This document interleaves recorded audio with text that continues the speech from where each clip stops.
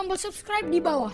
Aku kasih waktu 5, 4, 3, 2, 1. Terima kasih, enjoy!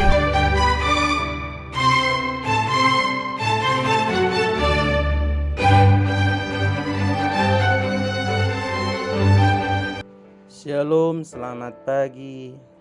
Salam jumpa kembali di renungan kita pagi hari ini yang terambil dari Matius 5 ayat 3 sampai ayat 11.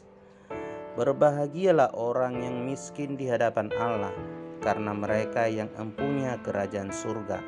Berbahagialah orang yang berduka cita, karena mereka akan dihibur. Berbahagialah orang yang lemah lembut, karena mereka akan memiliki bumi. Berbahagialah orang yang lapar dan haus akan kebenaran, karena mereka akan dipuaskan. Berbahagialah orang yang murah hatinya, karena mereka akan beroleh kemurahan. Berbahagialah orang yang suci hatinya, karena mereka akan melihat Allah.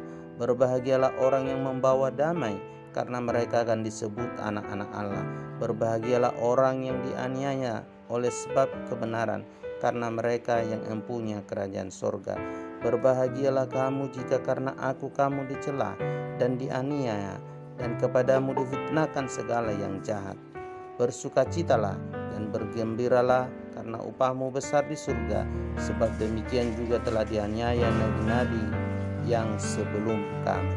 Sahabat Kristus, renungan kita hari ini adalah tentang khotbah Yesus, yaitu berbahagia. Khotbah di bukit yang sangat-sangat terkenal dan yang mengutip banyak tentang kata berbahagialah. Kata berbahagialah yang terkenal itu, kata renungan hari ini mungkin tampak hanya berupa aturan-aturan yang indah dan menyenangkan bagi beberapa orang yang seperti sangat sedikit manfaat praktiknya di dunia yang kaku ini. Akan tetapi ucapan-ucapan tersebut sungguh-sungguh berisi dinamit Roh Kudus yang akan mengerjakan aksinya bila situasi hidup kita mendapat tempat untuk itu. Apakah saya sungguh-sungguh berbahagia seperti yang dimaksud Yesus? Ketika kita pada mulanya membaca pernyataan-pernyataan Yesus dalam khotbah di bukit, berbahagialah, tampak sederhana dan tidak ada yang mengejutkan. Namun tanpa sadar, pernyataan itu masuk ke dalam pikiran bawah sadar kita. Misalnya pernyataan berbahagialah pada mulanya tampak hanya berupa aturan-aturan yang indah dan menyenangkan bagi orang-orang yang terlalu rohani dan sepertinya tidak berguna, dan sepertinya sangat sedikit manfaatnya praktiknya di dunia yang kaku tempat kita hidup. Sahabat Kristus, namun ada saat ketika kita tiba-tiba mendapat bahwa pernyataan berbahagialah ini berisi dinamit Roh Kudus, dan ucapan-ucapan berbahagia itu meledak bila situasi hidup kita mendapat tempat untuk itu. Bila Roh Kudus mengingatkan kita pada salah satu ucapan berbahagialah ini, kita berkata, alangkah mencengangkan pernyataan ini. Kemudian kita harus memutuskan apakah kita bersedia menerima gejolak rohani besar yang akan timbul dalam situasi kita jika kita mematuhi firman-Nya. Sahabat Kristus, itulah cara Roh Allah bekerja.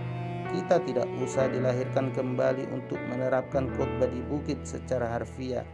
Tafsiran harfiah dan dari khotbah di bukit itu semudah permainan anak-anak. Akan tetapi interpretasi Roh Allah pada saat Dia menerapkan pernyataan-pernyataan Tuhan pada situasi kita itu merupakan karya yang sangat keras dan sulit bagi seorang percaya. Ajaran-ajaran Yesus semua terasa di luar proporsi bila kita dibandingkan dengan cara lahiriah kita yang memandang segala sesuatu. Dan pada mulanya ajaran-ajaran tersebut datang dengan menimbulkan kegelisahan yang membuat kita heran.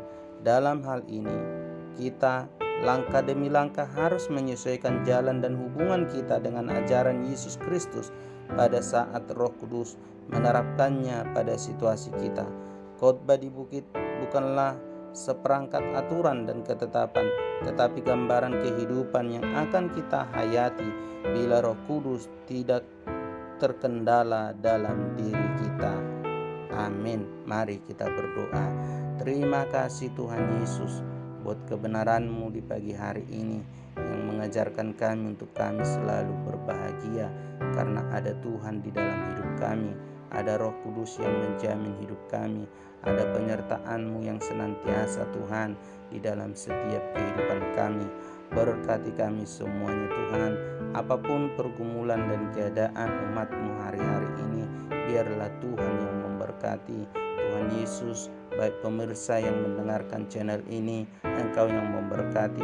Kalau ada yang sakit, Tuhanlah yang menyembuhkan. Kalau ada Tuhan Yesus yang berbeban berat, di dalam Tuhan ada jalan keluar. Kalau ada yang bimbang tentang keselamatan dan kepercayaan mereka, Tuhan hamba berdoa, teguhkan iman mereka kembali.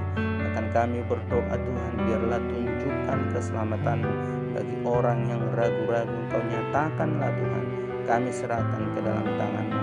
Hari ini sepenuhnya Tuhan memberkati setiap kami Tuhan. Aktivitas kami biarlah untuk kemuliaan bagi nama-Mu. Terpujilah nama Tuhan di dalam nama Yesus. Haleluya. Amin.